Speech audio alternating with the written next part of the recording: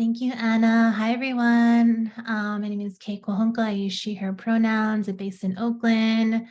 I'm communications director on the strategy team at Change Consulting with Anna, and really grateful to be here with you all for this exciting training. So we're going to kick off this first section on generally what is being a media spokesperson all about. And I want to start here, right? Because we know many of you are twos. And so whether you've done a media interview before, maybe you've done a few in different formats, whether it's TV, radio, broadcast, but we just want to be real and acknowledge with you all that just thinking about speaking to a reporter, even if you have experience, is enough to make us sweat or cry. It can be intimidating. It can be really nerve-wracking because of all the different kinds of power dynamics at play, especially for folks of color, for folks who, right, you can feel very, very vulnerable sharing your story. And if you've had a negative experience with a reporter who may have misquoted you or took your words out of context, there's just a lot of, racism, ageism, all the isms in media coverage, and stories are often told about us without us. And so because of this real history of bias, of power imbalance in the media, it really plays out in our bodies, right? We might act small, we might get aggressive and put our mental boxing gloves on because, reporters with their mic in your face trying to push their own agenda. And so we're really here to get clear on what a spokesperson role is all about, right? So getting clear can hopefully help ease these nerves so you can unleash, right, that most confident, brilliant spokesperson inside of you. And so I want to start off with a grounding exercise, right? I don't know what folks had during their day before joining us for this training, but I just want to have a space for us to arrive. And hopefully this can be something that you all bring with you when you are facing those nerves come up before a media interview. And so first thing is, really paying attention to what are those signs that show you that you're nervous, right? Like for me, I noticed that, if I'm not staying hydrated, my throat gets kind of scratchy, or maybe my palms get sweaty. Maybe I'm shaking my leg under the table, right? You want to just kind of notice what are these things about your body and really intentionally release any of that tension that you're holding, right? So you can stretch, you can move your body any way you need to, anything you need to do to prioritize your comfort so you can feel your most powerful and present self. And so you can, take a minute to kind of scan your body from head to toe, releasing that tension, taking a few deep breaths, and keep your feet rooted on the floor. And if you want to join me for this, definitely invite you. But one of the things that I find really helpful is, related to that kind of playing small, right? Our shoulders might cave in, we might look down, our posture might be just, caving in a way where we're not actually expanding in the ways that will really let our voice out, let our truth be spoken. And so I wanted to guide us through this somatic centering in the 3 dimensions of length, width, and depth, right? And so as you're finding a comfortable position, you might close your eyes or turn your gaze down a bit and think about your length, right, from head to toe, representing your dignity, representing your inherent dignity of who you are just by existing. You can breathe into that, imagining something pulling your head up top, allowing your spine to lengthen and sit a little taller, and breathe into that dimension of length.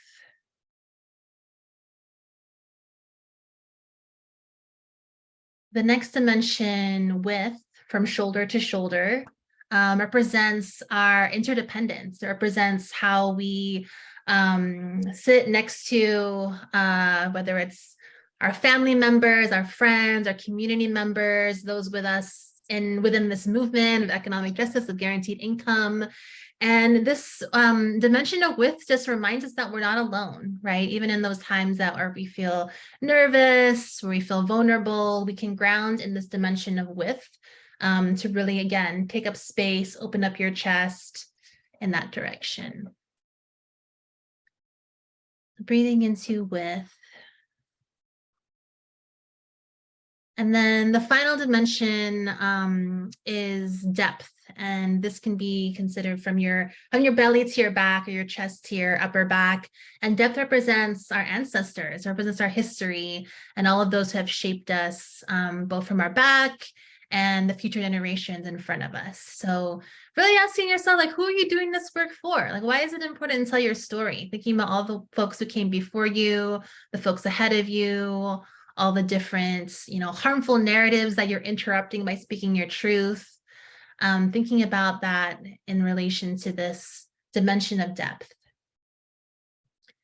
And as you breathe into these 3 dimensions, you can notice, like, how is your posture different in your body as you're lengthening from your spine, across your shoulders, from stomach to back, and just kind of feel into how that creates even more space for you to maybe breathe a little more deeply, maybe feel a little more grounded, that this interview is just, talking to another person, right?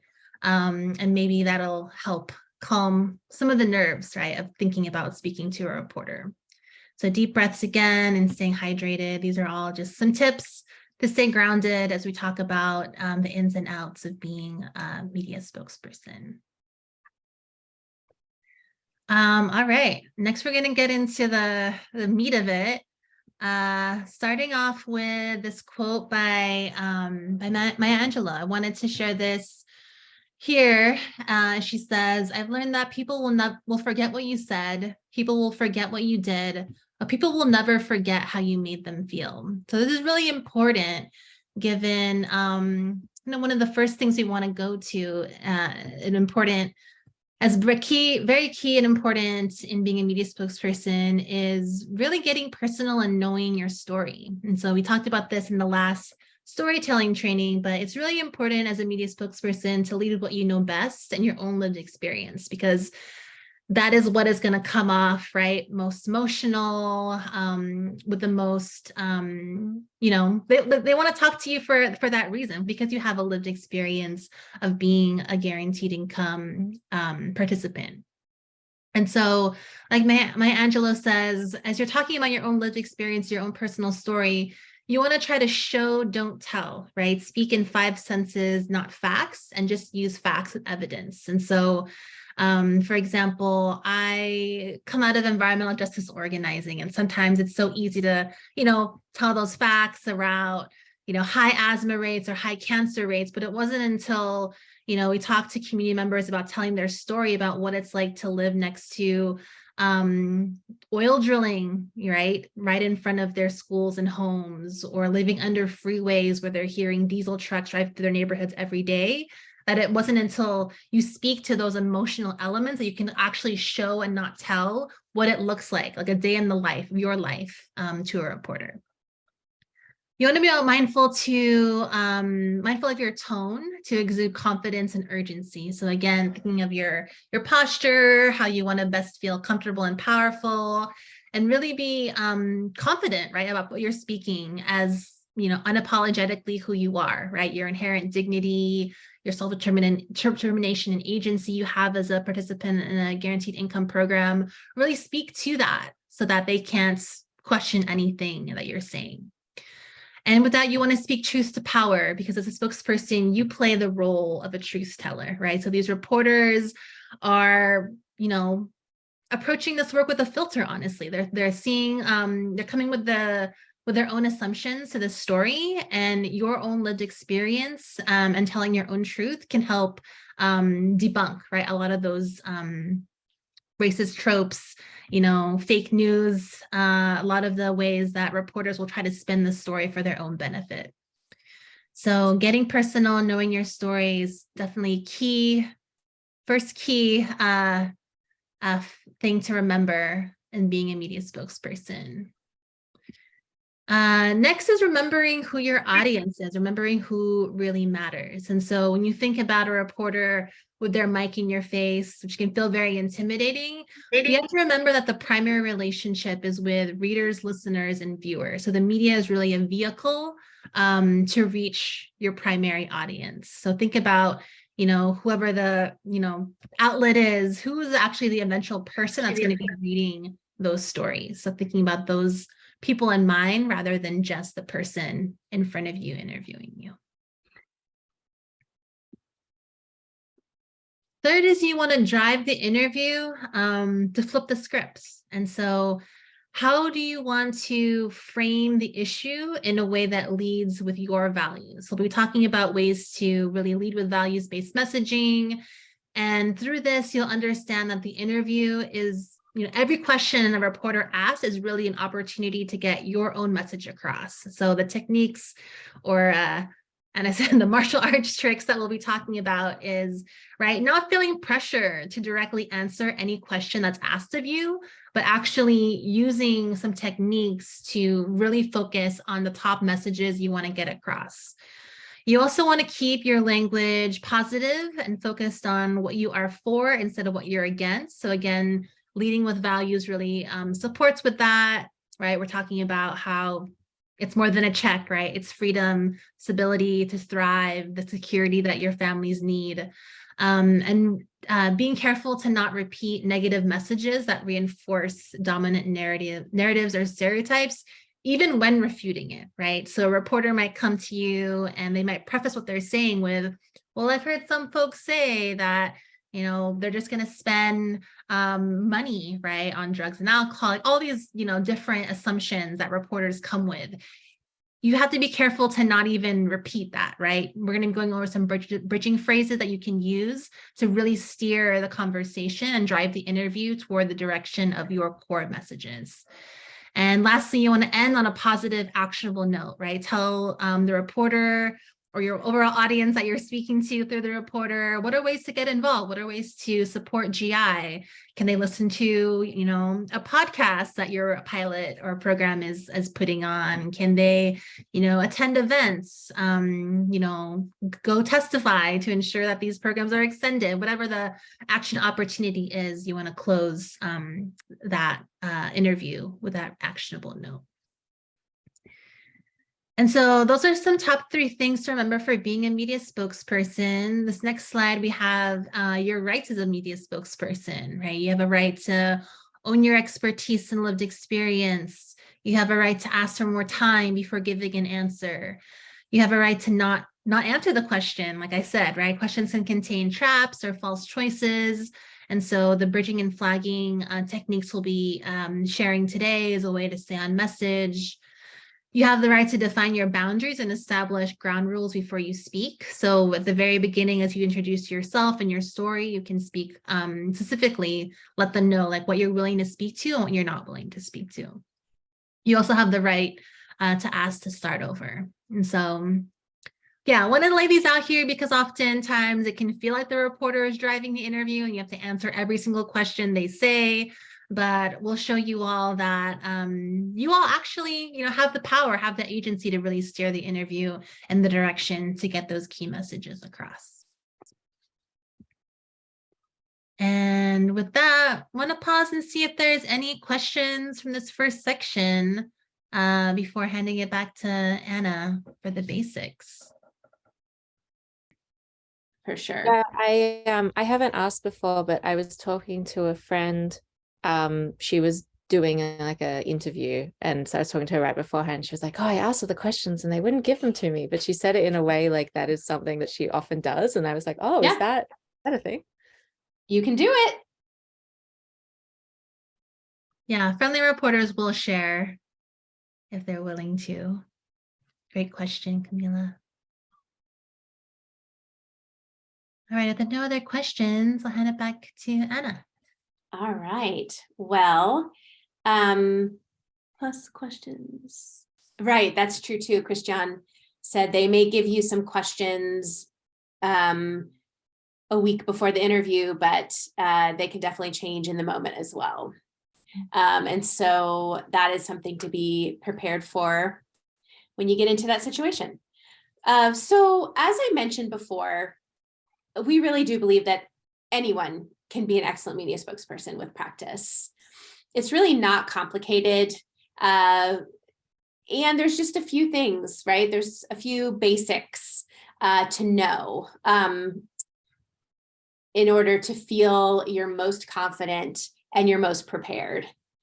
And to Kay's advice to show versus tell, or I guess Maya's Maya's advice to show versus tell, I'm going to go ahead and ask, I think it's Kay. Are you driving to go ahead and play this video from a guaranteed income pilot in Mississippi? Before Magnolia Mothers Trust, I was worried about being on time with my rent. I was worried about not having all of my bill money as far as my light bill, my gas bill, and stuff like that. It was a little struggle, meeting for ends meeting. I had to really hard budget because I only get paid once a month. I had like my car breaking down, and then you gotta understand, like, okay, if you got a bill coming up and your car broke down, one of the two which is important, and it's gonna be the bill, so you're gonna have to pay the bill and wait to get your car fixed. School is expensive because they have school year t-shirts, they have yearbooks, they have field trips, they have different things that the teachers want them to participate in. Just, it's a lot. Were there times you had to say no? Yes. And what did that? That really hurt me. For me to see them drop their heads and say, okay, Mom, I understand. I got the phone call, and it's just like, hey Sierra, how you doing? So it's like, I'm doing okay. She's like, oh, this is Aisha. I was calling, I have some great news for you. That moment you just sit and you just think like, your life is about to change. They were able to participate in everything. All four of them was able to participate in everything that the school was doing. So I've seen an improvement. My life, my children, my household I've seen so much improvement in that. I haven't had anxiety since that time. Does your doctor, has he noticed it too? Yeah, we talked a lot about it. He had put me on medicine, and I didn't even have to even revert back to it anymore. Like, I don't have to take it, and I don't think I'm gonna have to take it. Every weekend that I was off, we went somewhere, and I wasn't always able to do that. I took them to Orange Beach. They got to go on a beach to literally see a beach, so it was exciting. They hadn't seen a beach before? Never been to a beach before. So they got the chance to experience that. That must have been exciting for you. You said their dad's not. I've never been to a beach. I never been to a beach. I never been to Florida. I never been to Alabama, so I got to experience it with them. My supervisor at work, she tells me, it's just your spirit. Something is different about your spirit. And she was like, I never experienced these. And I'm like, what's different? I come to work and I do what I'm supposed to do. She was like, it's rare to find people that are like you. So it sounds like what you were just saying is not really even financial. It's not financial. It's personal. Some of it financial, but it's very much personal.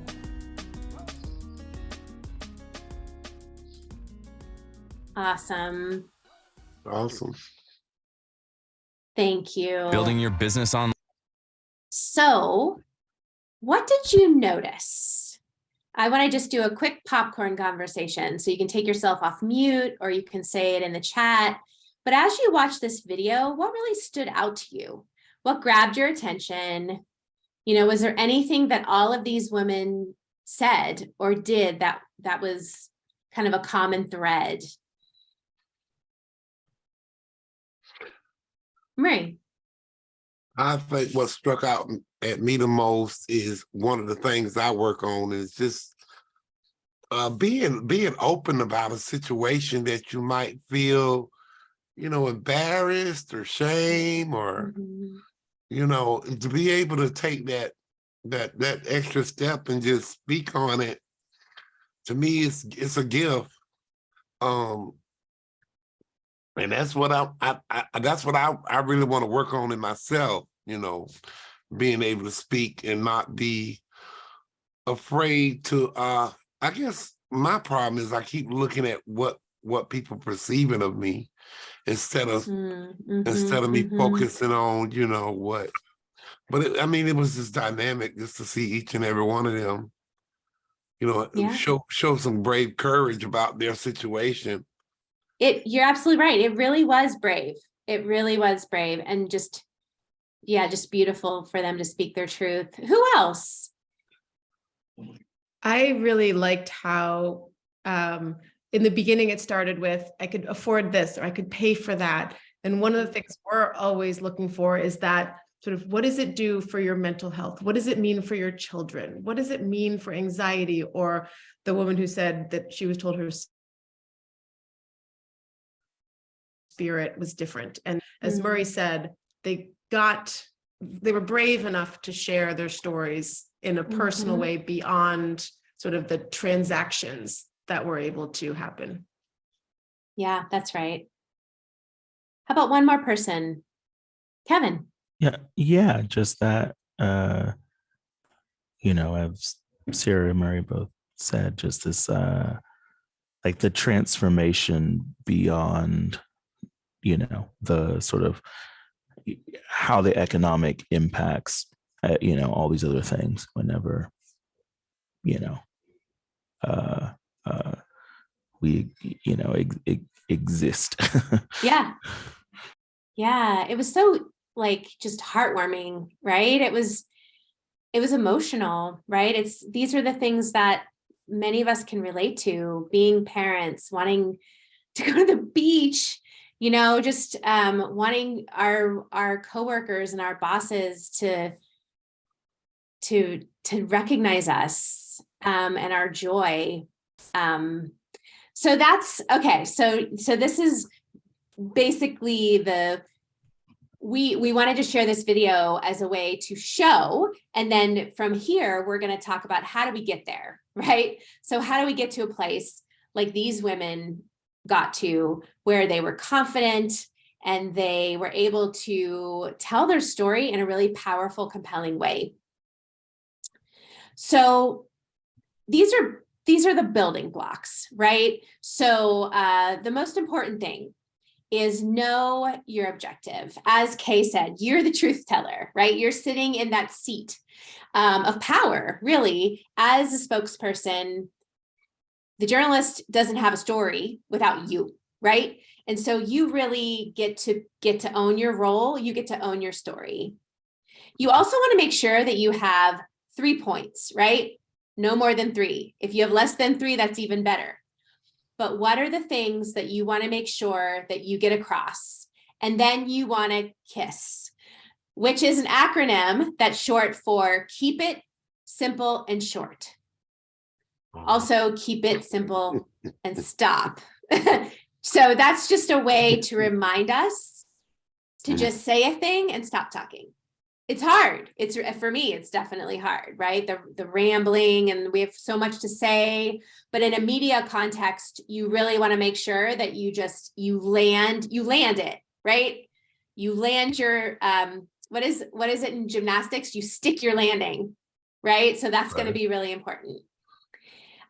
You want to make sure you always remember who you're talking to. As Kay mentioned, you're not talking to that journalist necessarily. You are, but they're a conduit, right? They're the gatekeeper for you to ultimately talk to the voters, the neighbors, the fellow parents, the other decision makers in your community, and convey to them how important it is that we have guaranteed income across the country. And then we want to be as prepared as possible. Change Consulting will be offering some support with this. And I think you can learn about that later if you haven't already. But we will definitely do everything we can to make sure you are prepared. You have a sense of what is the news outlet you're talking to about? What are some potential questions they may ask? What is this journalist? Maybe share some articles or stories they've written, just so you can really feel like you're ready. And then that will lead to confidence and credibility, right? So the more confident you are, the more credible you are perceived. Murray, to your point, right? So people out there in our lives have maybe made us feel ashamed about experiences or hard situations we've been in. It's really up to us to reclaim our dignity. It's really up to us to say with confidence that this is what we've been through. And because of this, I am an expert in my situation. And no one is more of an expert in your life than you, right? So that's why it's so important for you all to be the one speaking to the media. And then again, practice. Practice. So now I'm gonna, in the next couple of minutes, kind of unpack each of these one by one. So first, we're gonna talk about role and story, right? So as I mentioned, you are the expert on your life. You're the expert on the lessons you've learned, what you've been through. Just like Shafika's example of Cardi B, right? She owns it. She owns her past and she's unapologetic about it, right? So you absolutely should find what is authentic for you. What is your version of that? You also want to bring in, what are the roles you play as an advocate, an activist, a parent, a grandparent, an auntie, an uncle, a community member, a church member, a friend. You know, you're all in relationship all the time, right? And so being in those relationships, you're naturally practicing being interviewed, right? People are asking you questions all the time, right? So how can you take those experiences in your life and translate that into the role you play as the spokesperson? And then you want to think about, I know for me, it's good to write it out, right? So just write down in advance your little elevator pitch. In this circumstance, for this interview, who are you? Who do you want to be? Do you want to be a parent? Do you want to be an activist? Do you want to be your profession, an artist? You know, what is the identity that you're coming into this interview with? And then what is the issue, right? For this situation, it's representing the benefit of cash payment. And what does receiving cash payment make possible for you in all those roles, right? So just like the Magnolia Mothers Trust, because of cash payments, we are able to be better family members, community members, humans, right? We get to have dignity, and we get, you know, recognition. Just because we exist, we are worthy. So that's your role and your story. And then we want to talk a little bit about those critical messages. So what that means is just basically, what are the 3 things you want to make sure you get across in that interview? I know it's enticing to maybe have a big laundry list of things we want to say, but trust me, when you're in front of that journalist, it's going to be really hard to remember all the things you want to say. So get really clear on those. What are those 3 things? One way you can think about it is you can have a values message, right? So you can have a message about what you value most. You can have a problem message, which is, what is the problem that guaranteed income solves? And then you have a solution, right? So you always want to lead with your value, what you value most, and then what is the problem as you see it, because you have a unique vantage point that no one else in the world has. And then what is the solution to that problem? So if you all have seen, the Economic Security Project and Change Consulting has developed a messaging guide. And we're happy to share that with you after the training as well. But I wanted to go ahead and give some examples of what I mean when I say a values message, a problem message, and a solution message. So a value message sounds like this. We all deserve to reap the benefits of our labor. Both unpaid and paid work are valuable to the care of our families and our economic well-being. So that's really, this is what I value. This is what we can all agree matters, right? We all deserve to reap the benefits of our labor. The problem. A problem message can sound like this. Poverty is a failing of our systems, not of our people. We must fundamentally shift the idea that people who face financial insecurity have failed because of personal shortcomings. Systemic racism, barriers to opportunity have been built into our economy and our laws. right? So I've set up the problem. The problem is our systems are failing. What is the solution? A solution message can sound like this. A guaranteed income works. Research shows that guaranteed income can pull people out of poverty, improve health outcomes, and make it easier for people to find jobs and take care of their children. It enables people to keep their family afloat, get safe housing, and more. Now, those are what we would call canned messages, right? So these are messages that we've developed. You want to say all those things in your own words, right? Using your own voice. You want to be able to be your authentic self when you're conveying your points. Mm-hmm. You also want to make sure that think about what is your story? What is your story, right? What are the key points in your life that you want to bring forward to illustrate a point you want to make? What is a soundbite, right? So what is a quick, snappy, in social media, we know them as memes, right? So those little catchy like hashtags. What is the verbal version of that you and I just want to pitch in to like make sure say it the way you say it, right? Like none of us go around being like, I am in poverty, I am in the 3rd% of blah blah blah. Like we don't talk that way. The things that we say about ourselves are, oh yeah, I got SSI until I was 23. Oh yeah, I'm not speaking anecdotally, I'm speaking like that's my life, right? My name is Shafika and I received SSI until I was 23. I have worked extremely hard and couldn't make ends meet, yada, yada, yada. So speak in earnest. The quote, like canned messages that Anna is showing you are just kind of like, almost templates or things to just, these are just launching points, but we're not saying that use this language at all, use what language feels right for you. That's right. I might also encourage you to spell out SSI. So even though we may all know what that means on this call, it's always good to also just be more clear and explicit than you think you need to be. But that's a really good point. And then we want to end on something positive, right? Something our audience can do. So if there's a hearing coming up in your community, if there's a vote, if there's some way to get involved, we want to make sure that we end with something positive and something action-oriented. And then you want to make sure that you weave your top 3 messages through your entire interview. And in our next section with Kay, we're going to be talking about some tips on how to do that. All right. Thank you, Anna. So here we go. These are the techniques. These are the things you want to have in your back pocket, ready to answer any question that comes your way.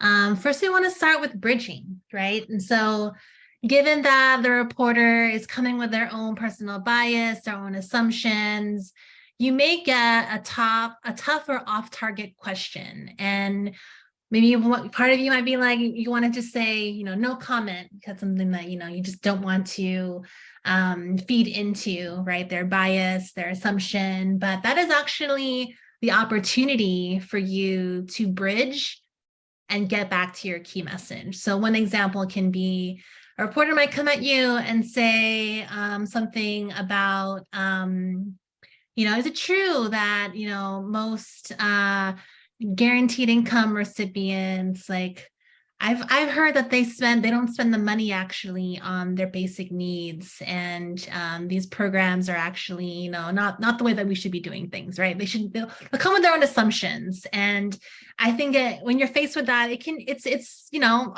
honestly just real that you might feel a little shut down, you might feel honestly hurt, judged, right? Shame, and that's actually the key moment where you have to actually just really ground in your truth, right? That based on your own experience, based on the experiences of other folks in your program, based on the data from these programs, that people are spending GI on their basic needs. And so you can respond to a question like that and say, use a bridging phrase, like what's really important is actually folks are able to use their, cash support in ways that are keeping their families afloat.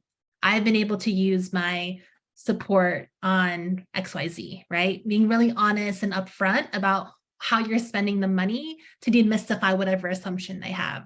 You can also use what's key to understand is, or what matters most is. And so it's a way to like kind of respectfully acknowledge that they're coming at you with an assumption or a bias, but then spinning it, right? What's really important is, what's key to understand is, so that you can get your own message across. Another question you might be faced with is they might ask you about what you think about an argument that's against yours. So they might say like, oh, well, didn't decision maker vote against guaranteed income, or isn't the program funded by the municipal program backed by the mayor, isn't that ending soon? Like they might actually say things that they're hearing like in the landscape. And you can drive it back to your own personal story by saying things, bridging phrases like, that's one point of view, but the reason I support this is, people have said that, but the key thing to remember is, and so instead of commenting directly on whatever the reporter might say, you're using these phrases again to bridge back to your key message. The last one here is they might ask you something that you don't know about. And it's important then to be really honest and say, I'm not sure about that, but what I do know is, and you can bridge it something that you actually, have something to say that you feel confident about. And then also share that, oh, well, I can't speak to that, but I can refer you back to, the program manager at my pilot or program to speak to that. And so these are just some sample bridging phrases that I hope that you all will keep in your back pocket, save for interviews so that you feel most prepared and can actually drive the interview, using these bridging phrases to go back to your key messages and not actually feed into the reporter's questions that might actually just, feed into a narrative that's harmful, that's racist, that's not the actual overarching story that we want to be telling about the benefits and the impact of guaranteed income.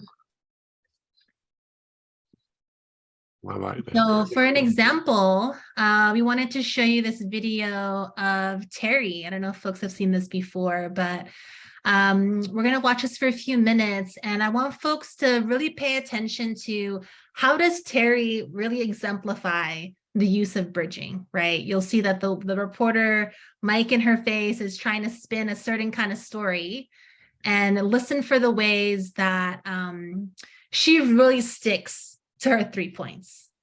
They are. Terry Oliver's here with us, Ernie. She's going to help us understand what exactly happened. How did this guy get in, Terry? Actually, our door was locked, and we keep it locked every day.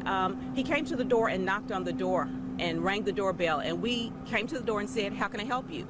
And he kind of pushed his way in, and we said, how can I help you? And he said, I need to use the restroom. Was he using the intercom at that point? You asked. The intercom. So you opened the door for this stranger? Well, we opened the door for a person who could have been patronizing our business. Okay. Because we're servicing 82 students.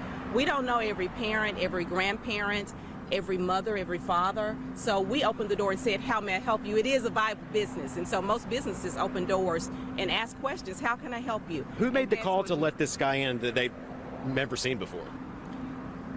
Actually, this person who came to our center is, could potentially be a client.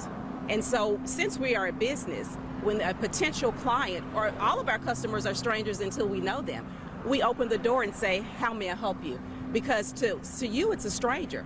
To us, it's a potential client.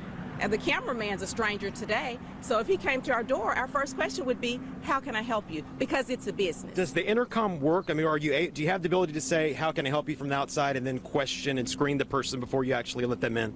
Absolutely. We do have that option. However, when someone comes to our door, we find it a little bit more welcoming to peek, just barely open the door and say, how can I help you? And that's what we did on yesterday. And then he pushed his way into our center, and our staff perfectly executed our plan and said, you can't come in, you can't use our restroom. Not a child was injured, not a teacher was injured. Our staff was perfect in the execution of our safety plan, and I'm very proud of that. Let me ask you this, will things change now? Will you screen the person from the inside and use that intercom now versus letting them in? Will you be a little more apprehensive about letting someone actually come in the door?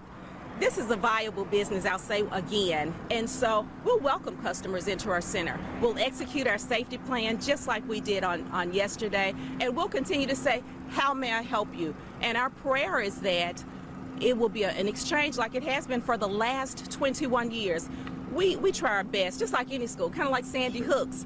I think we actually did better than that because he was actually able to get into that building and harm children. And our staff, once again, perfectly executed our safety plan. Perfectly. This is a business. And so we welcome customers, and every customer is a stranger until we get to know them. Absolutely. So we'll review our system, but I actually think our system worked perfectly. Not a child was injured, not a parent was injured, not a teacher was injured, no one was injured. And we've been here 21 years, and I stand firm on the fact that we executed our safety plan perfectly. All right, I'm going to stop right there. What did folks notice? How did Terry drive the interview? Doesn't that interviewer just boil your blood? You know, we know that's the trap he's trying to set up for her. Mm-hmm. Well, what I love most about it is I'm reflecting, as I'm watching this, I'm reflecting back on an interview that I had with Blowback Productions. They did a documentary which I mentioned this before in one of our other previous group meetings.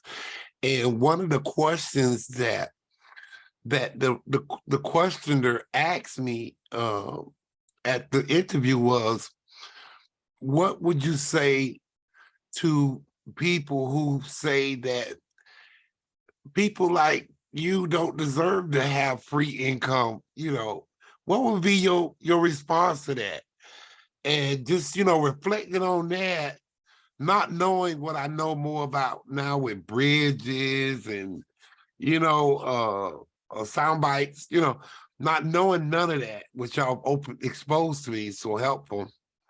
Looking at her, I wish I could have did my interview better, but I mean, she was just, to me, she looked like it looked like he was trying to slander her business, or made it look like she took too big of a risk for the children's safety to even open the door. And she kept, you know, referring to, you know, she like treating people equal, you know, and I guess he kept turning her one way and she kept turning another. And every time she did it, I think she was doing it in a way to help get the community to see that, you know, that's a safe place to be in spite of what happened there. Thank you, Murray. Yes. That was just awesome. I appreciate that. That was awesome. Kevin, Camila, Sarah, Kim, what kind of lessons did you learn in bridging from that interview? She didn't get rattled, but I mean, I think that every time he kept trying to say the same thing, I noticed that she looked right at the camera too, as she was making her points. And it was sort of, you know, she had to be repetitive with him and she stuck to her points. But then when she started looking right at the camera, she did not escalate, but it felt like some of the energy that may have been building from the effort she had to make to keep sticking to her points got channeled to the audience, and less so to the reporter. Because I think the temptation would certainly be to talk to the reporter and direct sort of that energy to him, but she put it right where it was supposed to be. Mm-hmm.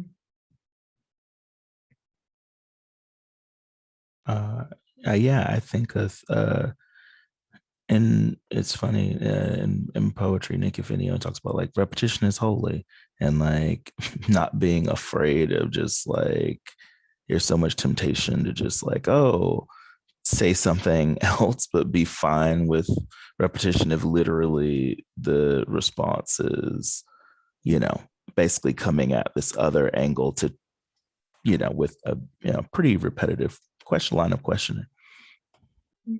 Love having the artists here. Repetition is holy. Good line. Yes. I Super helpful too, because you don't know how the interview will be edited. So even if parts are cut down, you're sure that your message stays in there because it's repeated so many times throughout. I just wanted to put one other input. Just looking at that versus what I experienced, I felt the way the question came at me, it kind of kind of killed my spirit, you know, for the interview. But I guess I didn't have a tactic or the ability at the time to think to try to turn that thing around and, you know, and say, hey, listen, I served my time for what I done wrong. I felt like I paid my debt to society, and, you know, to be given a chance, I don't know. It's just, it really, that's what scares me about being, you know, in interviews. You know, you never know how they're gonna try to take it. So you gotta be ready, like you said. Yes, we're here to practice. Come on. Camila is saying that she caught what he was doing so early, which, you know, kind of letting her respond to it and using the bridging for it. Nice. Yes. All right, I'm gonna move us along just for time. Ralph Phillips was selling crack cocaine. Time's sake. Another technique on top of bridging is flagging, right? So we know that at the end of the interview, you might be asked, like, is there anything else you want to share? And that's a key moment to use flagging, because instead of saying, you know, no, I'm good, as long as you want to end the interview, that's an opportunity to really flag, right? A key message. So these are some flagging phrases you can use. What your audience needs to know is, what I want to be sure you understand is, the critical point is, if there's one point viewers need to understand. These are all phrases that help you kind of, kind of get the ears of the reporter really perked up to what you're going to say, right? So they'll be busy, you know, writing down or listening to you, but when they hear a flagging phrase, they're like, okay, this is like critical, important, things to note down, things to be sure I include in the interview. So these are phrases to make sure to use at the very end, or anytime you want to, like bridging, steer the conversation toward one of your key messages. Okay. Lagging. And then some final tips and tricks before we get into practice. Nothing is ever off the record. So even if you ask to start over again, they still may include something you say about when you're introducing yourself within the interview. So really ensuring that the you know that the whole time you're speaking to the reporter, maybe off the record unless you say otherwise.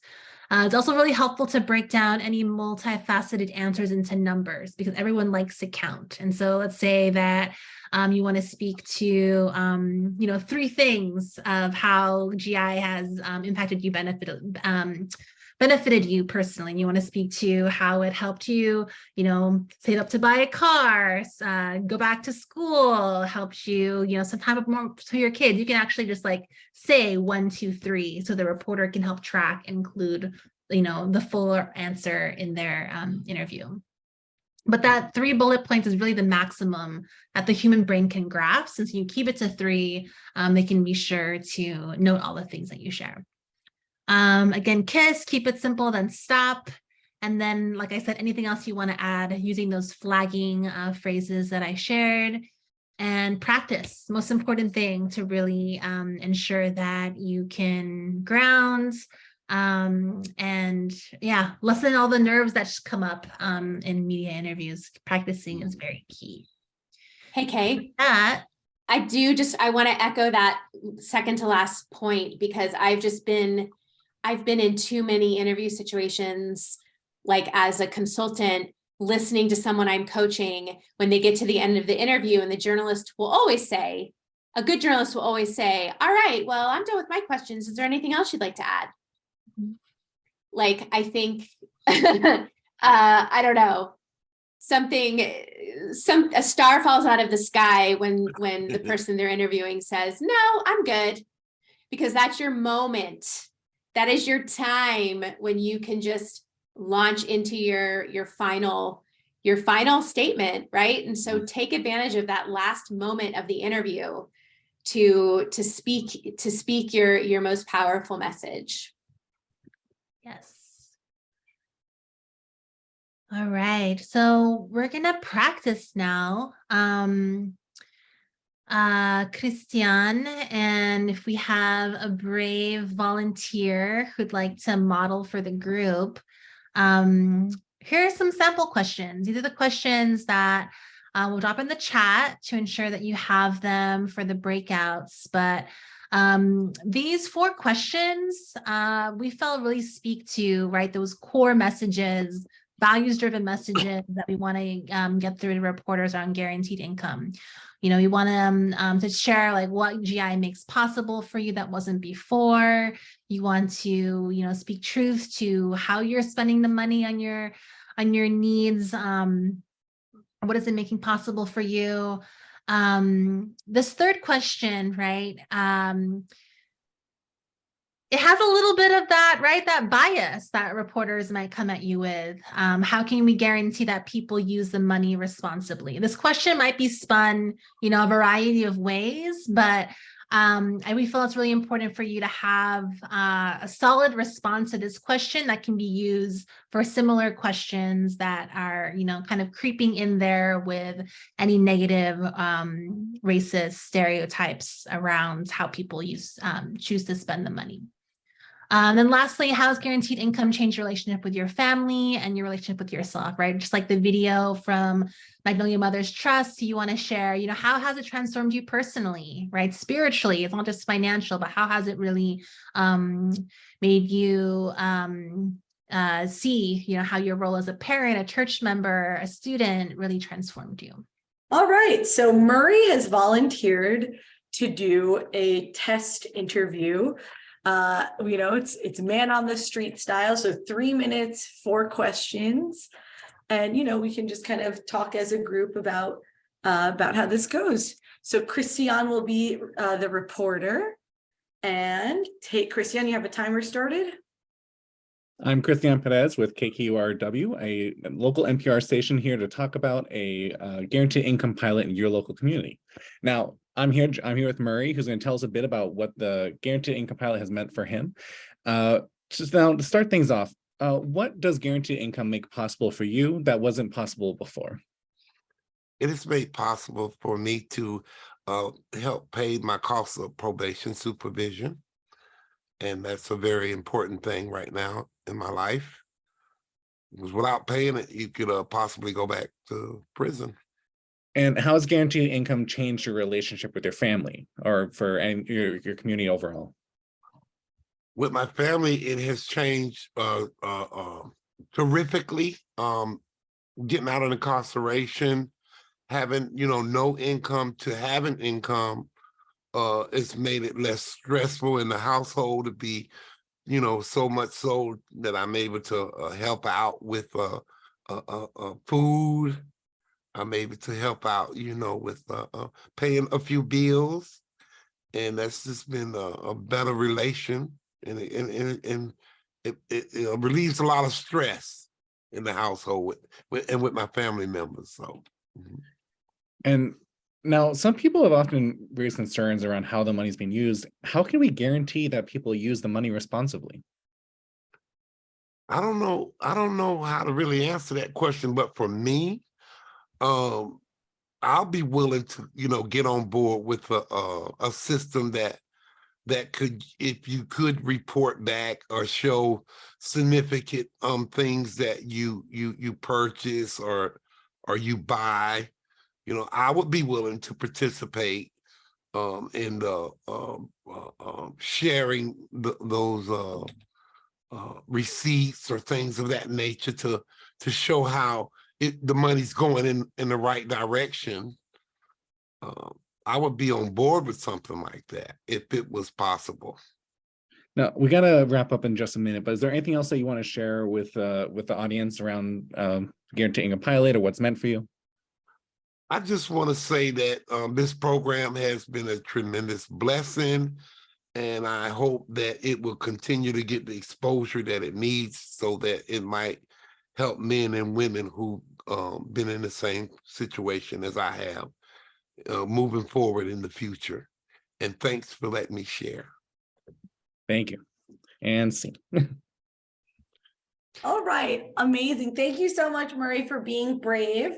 So I always like feedback to start one positive, then the negative, and then we go back to the positives, just so, you know, it's a nice compliment, you know, sandwich, as they say. So who can give Murray one positive of what he did in that interview? I can share. Yeah. And I like that Murray was honest, and he was very he made it very personal. He was vulnerable. He told us something that we did not know about him, and he did that without shame or guilt or anything, and was he was to the point, and he talked about the benefits of what the program has done for him and his family.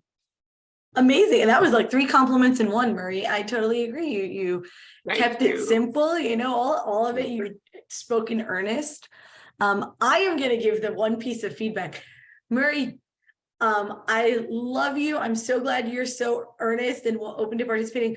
We never, ever, ever want to tell them and give them the idea. The government already finds us to be like they already treat us in a very patronizing way. We are not promoting a system where they check receipts. Like, totally no. I know that question is hard, and I love that we didn't practice and you had to think of it on the spot. But so what's another way Murray could have answered that really tough question? How do we know the money will be spent all right? Who has another answer to that? I guess he could sort of frame it in a context of the larger message of economic security, right? So it's like, oh, in a place where income is necessary to live, everything kind of becomes responsible when people are able to have equal opportunities for like life, liberty, and the pursuit of happiness. So yeah, I mean, framing it as a thing of opportunity, I think, is a cool idea. Anybody else have another example? Then maybe me and Christian could give you guys a stab on how that question could go. I want to chime in. For me, I had the Abundance Birth Project. After, long story short, I was able to have assistance with my first baby and my only baby, and so that was great. One thing I noticed in the application, and once everything was finalized, the organization told me, we'll never ask you for your information. We'll never ask you to share what you're spending on. We trust that you will spend on what's best, and you know what's best for you. So it's very non-intrusive, and it's like, you're an adult. We trust that you know what to do with your money, and it made me feel really confident in like managing my money, and nobody was like micromanaging me. So hopefully you can like let outsiders or people who don't understand the programs, the GI programs, know we're not going to like spy on people. We want people to feel comfortable with what they're receiving, and it's okay. And so I think a way to take what you just said and make it the answer to the question is, actually, that trust and confidence is what gives people the ability to spend the money in the way that's best for their lives, whether it's on the rent or whether it's on doing something extra for their kids or doing something nice and, treating the family to a trip or, whatever it is. Christian, you're our media expert with Anna and such. Can you give us a sample answer to that question? Yeah, and also I see Murray also wanted to chime in, but I was just going to add. Do you want to go? I'll let you go because she asked you asked the question earlier. How the question that you asked earlier. You say, is anyone else can give a different answer as to other than the way Murray said it. And the only other thing came to me that I'm excited about saying before I forget it is that one thing that I thought was very interesting about them knowing that I would use the money in the right way is they do follow-ups, they do follow-ups, but the follow-ups are interviews where you can sit down and if you're willing to share how the money's helped you, from time to time, that gives them a chance to know that you're using the money in the right way. So I thought maybe I could share that. That's what I was trying to say. Yeah. That's another way to say it, Yeah, and I guess what we're trying to really emphasize, this gets back to the values-based frame of we want to really respect people's agency in deciding how that money is being used in their everyday life. The challenge with like the guarantee element of that is it is putting another layer of surveillance in this already overly surveilled right world. So when that's why the thing I really lean on is how in the response you understand what your needs are in any given moment, exactly as Kimberly was mentioning. And to try and add surveillance onto that is adding paperwork onto an already very busy life. So really just focus on, like, hypothetically, I am dealing with what I need to do on a day-to-day basis. I know what my rent costs. I know what my bills cost. I know what I need to use that money for. And to have to add another layer of reporting on for some other agency to monitor what I'm doing is just going to add more stress, more difficulties in a day-to-day life, where frankly, I need to focus on getting my next job. I need to focus on making sure the lights stay on. And so we need to just lean in on the value of agency. That's just the broad level of it. But I think you did a really good job. And I also realized I should have prefaced that there's a zinger question in there. And that's also kind of a quick lesson for us as well about those zinger questions. Just show up. Even if a reporter is being friendly to you, they're going to sneak in this question. It doesn't even have to sound like a zinger. It's, oh, that is a difficult question to answer, but because you're friendly, I wasn't prepped for it. So even if a reporter gives you questions beforehand, you always get ready for those zingers. And I will say in these interviews, that question is one of the common, that and or some other phrasing of it is the common zinger. Now, Kim, can you tell us what has guaranteed income meant for your day-to-day life? Okay, so as a new mom, it was quite daunting for me to know that I was going to become a mother, and having the being accepted into the Abundance Birth Project for me was everything. It was a game changer. I was able to relax and manage my bills more easily, and I was in between jobs, so this was a huge relief for me to be able to take care of my daily needs while also like preparing for a new life. And it made such a difference for me. And once I did land a job, I had that much more security with 2 different streams of income. And how do you respond to some concerns that folks have raised around the money not being spent properly? Should we be monitoring how the money is being used? This one for me is, it hits home for me because I felt a little like, everything has always, there's a lot of reporting to government for when it comes to social services in America and the United States. And many people, they have a right to these things as much as anyone else. And for them to have to go through explaining why they need something that is going to be useful in their life is a little bit like, so it takes away from their dignity, as we mentioned earlier.